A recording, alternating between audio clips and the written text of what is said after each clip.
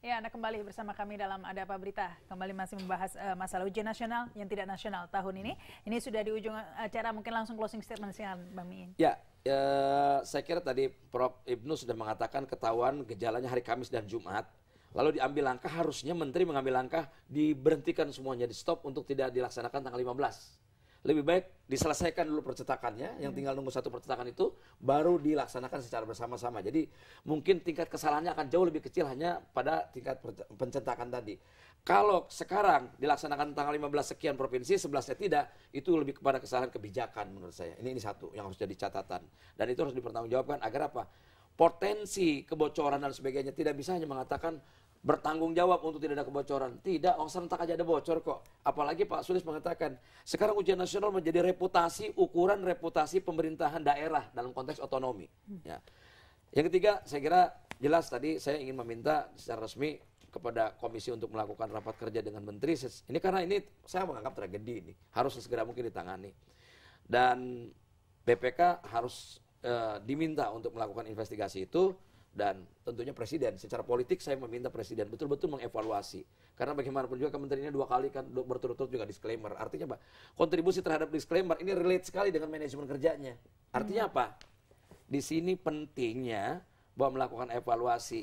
Dan kontribusi terbesar hasil temuan BPK di dalam manajemen tata kelola adalah ketidaktaatan terhadap peraturan dan perundang-undangan di kementerian ini.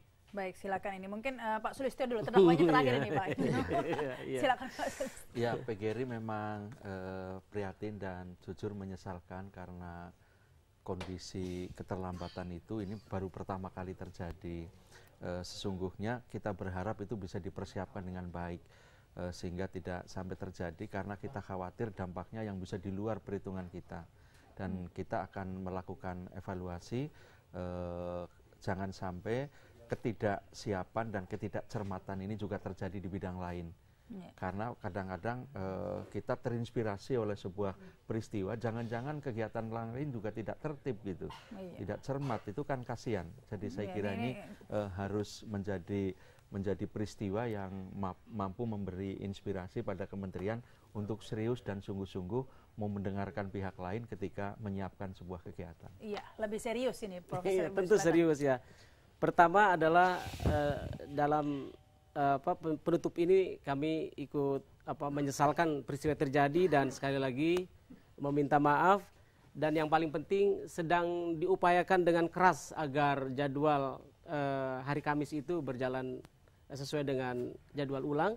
Karena itulah sampai malam ini pun sekali lagi Pak Menteri, Pak Wamen, Kepala Balitbang dan BSNP ada di percetakan dan sudah ditambah juga dengan tenaga-tenaga tambahan untuk mengepak gitu ya. Dan yang terakhir yang kami ingin sampaikan, untuk memastikan tidak ada kebocoran ada 2 jaminannya dari BSNP. 1, bahwa zona tengah ini soalnya berbeda dengan zona barat dan timur. Kemudian 31 variasi soal juga berbeda antar di zonanya itu sendiri ada berbeda gitu di zona. Mudah-mudahan dengan demikian kembali normal lagi setelah hari Kamis, lalu pemantauan terus dilakukan.